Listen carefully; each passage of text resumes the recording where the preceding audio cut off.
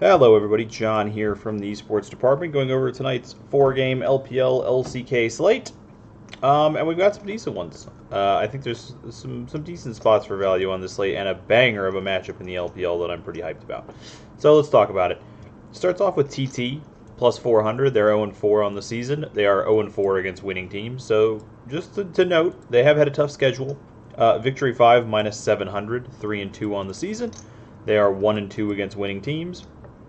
I think TT has looked very bad. There's no doubt about it. That said, I think you can take a shot on them in the big fields here if you're looking for a big field GPP team. I don't think Victory 5 has been insanely impressive this year, and TT has had a very tough schedule so far. You would expect them to bounce back and get a win at some point against somebody, and Victory 5 is one of the easier teams they've played. That said, don't count on it. Don't count on TT winning, but if you're playing a big field GPP, I think TT's a playable team. This 6 KPW, I mean, they only have one game win, so it's just kind of probably a bit of an anomaly, but you still might play them as the small stack if you were going to take a shot on them. Victory 5, on the other hand, you're looking at 17.8 death per loss for TT and 18 kill per win for Victory 5. Yeah, that seems reasonable. Victory 5 definitely playable in all field sizes. And I think, yeah, like I say, in the biggest fields, I think you could take a shot on TT. But Victory 5, a standard solid play here tonight for sure. The second one, I think, is the real banger. IG plus 130, 3-2 on the season, up against FPX minus 180, 4-1 on the season. Worth noting, against winning teams, IG's 1-2, so they're 2-0 against the bad teams. But FPX has only played one winning team and they lost to them. So they're 4-1 with only one winning matchup. I think this is a spot where IG is probably going to be undervalued, and I think I'm going to find myself on IG in this matchup. I'm probably going to be playing a decent amount of IG tonight. Now look, FPX has looked very good this season. You can tell by their stats. Just the fact that they've had a much easier set of games, and we haven't seen them really tested with Bo against one of the teams that's a winning team that's played well recently. I think it's just enough for me to take my shot on IG here. There are some other bonuses, like IG's dragon percentage is a little bit better. IG's stats are still very good for a team that's played against 3 winning teams as opposed to only having played against 1. I think IG looks like they're in a pretty good spot here as far as possible ownership versus their upside in this matchup. I think IG's in a really, really good spot, and I'll probably play some IG. That said, if you're not going to play IG, I would play FPX. FPX definitely capable of winning this matchup. I think they probably should be a slight favorite. I think minus 180 is a little heavy-handed. They probably should be a slight favorite, and their kill per win at 18 with the 18.2 death per loss of IG. FPX historically has been a pretty good kill participation team. This feels like a matchup you just need to be involved with. I can't see myself not having IG or FPX in every lineup I play tonight. 100%, I think you have to find yourself involved here. So I think I'm going to lean towards the IG side tonight, but if you're not leaning the IG side, go on the FPX side. One of these two sides I think is going to be where you want to be. Excuse me. I think this 10.5 DPL for FPX is a bit of an anomaly. I expect that to come way further up.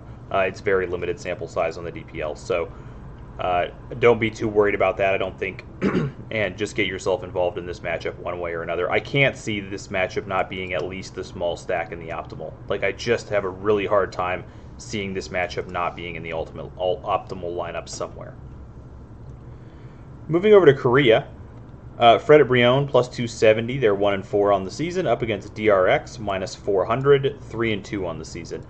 Against winning teams, Fred at Brion is 1-3. So once again, we have kind of a similar scenario. Fred at Brion has played almost entirely winning teams. They only have one matchup against a losing team. DRX has played more winning teams than losing teams, but they have an extra losing team matchup. Looking at the numbers, we bet Fred at Brion on the Gold Card podcast in this spot because that 270 is pretty big. But for DFS purposes, I'm not sure how excited I am about them. I'm not sure how excited I am about this match overall. DRX has had a pretty high DPL, so I could see going with Fred at Brion at 15.5. DRX's stats are just better in every metric. I mean, dragon percentage goes to Fred at Brion, but in general, DRX's stats are just better everywhere. I do think DRX is overvalued on the market right now. That might have dropped a little bit after the last matchup, but I do think they're overvalued on the market right now, and maybe you can get some edge from Fred Brion. I think I would skip DRX just because I think with DRX being overvalued by people and Fred Brion being like the worst team in the league, I think there's likely to be more DRX ownership than there should be. They still might not be super highly owned, but I would expect their ownership to be a little higher than it probably should be, to be fair. So I think I'm staying away from DRX. I might play a little bit of Fred Brion in the bigger fields, but I think in general this is not one that's super exciting for me.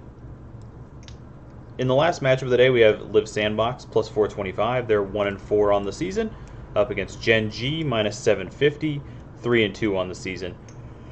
0-3 against winning teams for Sandbox, 1-2 for GenG. It's been a bit of a fall from grace for GenG. I believe they were 3-0 to start the season because they were looking like the best team in the league. And then they've kind of had a comeback to earth here. That said, you would still definitely expect them to beat Sandbox, generally speaking. Minus 750 is a pretty good number. GenG's numbers not quite as good as they were last year as far as the kill per win and death per loss. Looking at the overall numbers, it's not as big of a difference as you might think.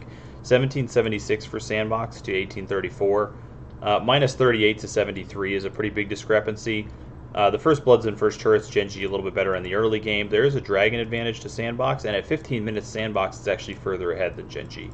So I think Sandbox a deserving underdog here. I think given the matchups we have on the slate today, I'm not going to find myself too heavily involved in this one either. I have faded more towards playing Korea this split than I have in previous splits. I think it's pretty well known that I always say that I had an entire year where I never played an LCK team, because generally speaking, the LCK teams are just so much lower scoring than the LPL teams. But that's changed more recently, and I've found myself playing a lot more LCK lineups this split so far. But this today just doesn't feel like the best spot for it. It feels like if you want to take a shot on Sandbox, I dig it. I have a very high kill per win.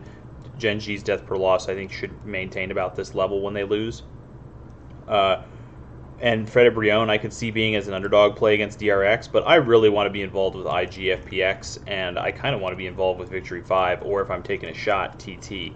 So I feel like this is a day where I'm definitely leaning towards the LPL, probably finding myself fading the favorites in the LCK, maybe playing some underdogs just to set up some really sweet stacks from the LPL teams. As far as possible ownership goes, I'm guessing we probably see TT come in last, and Fred Brion is probably right before that. Live Sandbox, actually, Live Sandbox might even be lower than Fred Brion. I don't think people want to play against GenG. And then, honestly, I think you might just see, like, DRX right here. I think people are definitely going to be willing to play IG. I could see GenG being up towards the top somewhere, and I definitely think Victory 5 will be right there near the top. DRX is really the question mark. I do think probably they end up somewhere down there, and then FPX should be pretty highly owned as well. So it makes sense, something like this, Victory 5, FPX.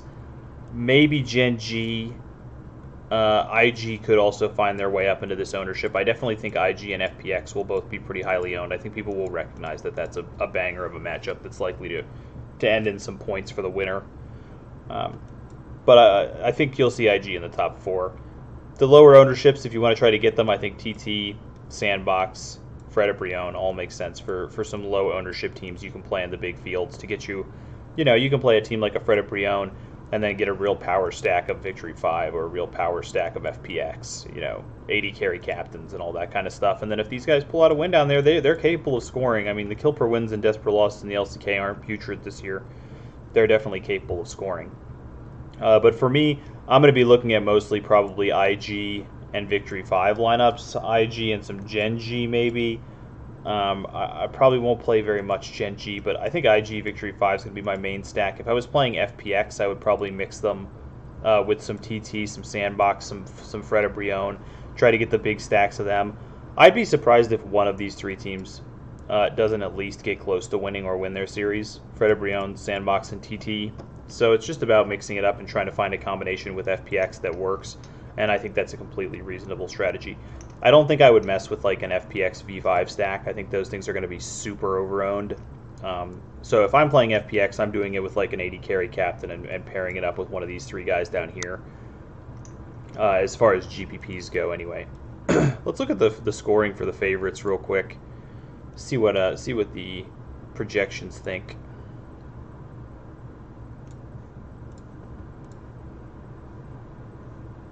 Oh, yeah, I need to mention that as well. Victory 5 is playing with a new top laner. Excuse me. A new top laner, and he is not in the pool. So we just have to, hopefully they add him. But if they don't add him, then you're stuck with only 3 possible top laners from the favorites here. But it is Rascal on top, Nuguri in second, Kingen in third. In the jungle, it's Weiwei, Bo, Clid, Piosik in last. So Dragon X kind of showing up in last like I thought. Same thing in the mid lane. FPX, GenG, Victory 5 in third there. For the most part, we're seeing FPX be the highest expectation team on the slate, which is kind of what I expected with them and IG. Dragon X showing up at the bottom, FPX at the top, and then GenG and Victory 5 for the most part somewhere in between. It does like Becca quite a bit, which is interesting. Becca with the highest projection for supports. A little surprising to me, but very, very reasonable. For cash games, man, it feels like it's GenG Victory 5 is probably my go-to. Let's see what we get out of that. GenG V5 gives us a 581. It is a jungle captain, so at least, you know, it's jungle captain with 4 GenG, so at least it knows where it leans, you know. It wants the 4 stack. If we were willing, we wouldn't even get anything out of mixing in DRX, I don't think, because DRX is not one of the higher expectation teams on the slate. Yeah, you're not getting any points there. It actually prefers the GenG DRX because it's going to get you that 80 carry captain. You're getting a ruler captain there at 595.4. If you trust DRX to win their matchup, if you're one of the people that's been a little higher on DRX this season, I'm still kind of not sold on them, but if you're one of the people that's been a little higher on DRX this season, I could see going with something like this. Excuse me. It makes sense to get the ruler captain. That's a pretty high floor play, ruler at captain. That's not going to let you down too badly very often. And there is some potential for the TT Victory 5 game to fizzle out a little bit. It's tough not to play IG or FPX in your favorites, though, or in your cash games. Let's talk for just a second about cash game theory. Let's assume that you're willing to play FPX and that this line on FPX is 100% correct. So all you have to do, just to show people, I mean, literally just go to Google and just go minus 180 betting odds implied win percentage. And you can go to these websites and they'll show you exactly what it is. So you just go over here, you just go American system, minus 180, implied probability 64%. So let's say that you play FPX in your cash lineup, and 64% of the time they win. FPX is considered to be by far like the highest scoring team of these favorites. So assuming you're getting yourself, let's have a look and see what kind of edge you're getting yourself in scoring. This is something people don't think about enough. Like FPX is a smaller favorite than some of these other teams, but if they're going to win 64% of the time, let's see, you can't even get a lineup with them in Victory 5?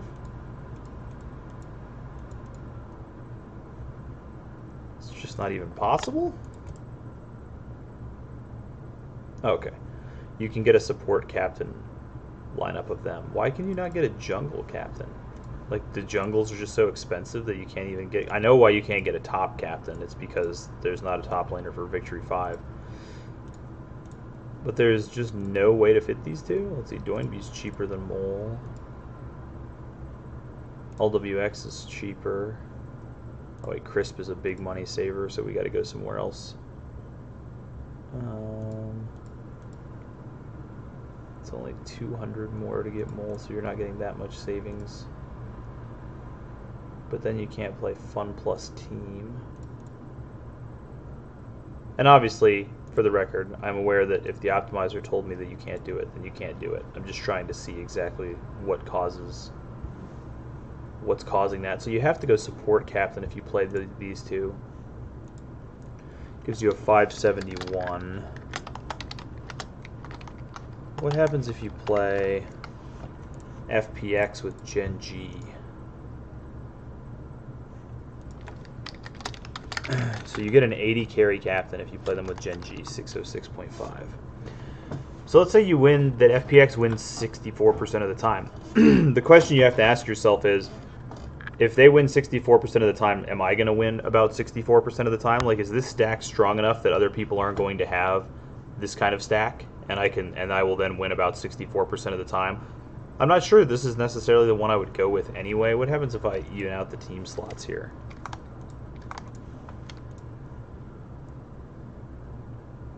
Feels like I would rather have GenG team and an FPX, another FPX player. Can I get life out of here and get maybe like crisp and then go GenG team? Is that a thing? No.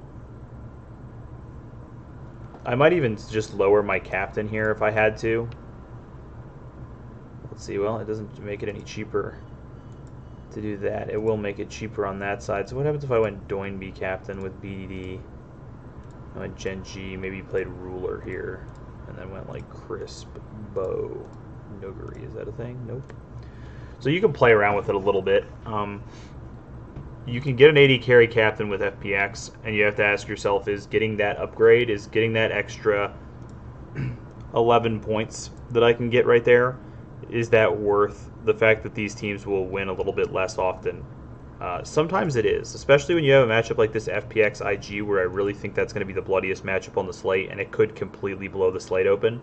Sometimes you just have to be willing to play some players that are on a team that's a little bit less likely to win, because the upside on their scoring, as long as they're still 64% to win, if I think that my team is going to win all my head-to-heads whenever they win, then 64% is a good win rate. You can play them with DRX right here. You get a 599 with Doinby captain and 4 FPX as well. So you have a couple options tonight. You can play the GenG DRX, 595.4. I think that's very safe. Or you can take a little bit more of a risk. You can play FPX GenG. Like I said, I might mix that stack up. I'm not sure that I would. I think I would rather have 4 FPX players if I'm going to do this, because part of the reason that I'm doing it is that I think that FPX is just going to like blow the slate open. It's like part of the reason that we're involved in this. So I think in that sense, you'd rather have 4 FPX players if that's kind of the reason that you're doing what you're doing. And you can do it with a jungle captain. You can play Bow, Nuggery, Doinby, and Crisp, or you can put LWX in here and play BDD or something like that. Or you could even play Life. I think, yeah, Life out-projects Crisp anyway, so you could play Ruler and Life, or Life and Clid. But I think it makes a lot of sense to play FPX tonight in your cash games. Even if I'm going to play a lot of IG in the GPPs, I think it makes sense to play FPX in the cash games. If you think that their implied probability to win is roughly correct, then I think it just makes too much sense. Now, keep in mind there's also juice on the books.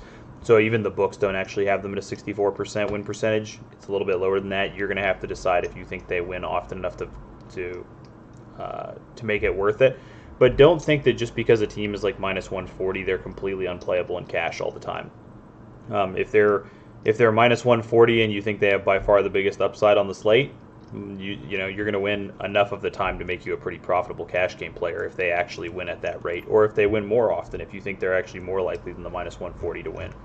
If you think they're more like minus 170, then it becomes a huge positive if you think they're easily going to be the highest scoring team on the slate. So just something to think about there when you're talking about your cash games. Good luck to us tonight, guys. May IG and FPX be the bloodiest series of the year, because I'm definitely going to be involved. So I will see you guys tonight. Good luck to us. Let's get that money.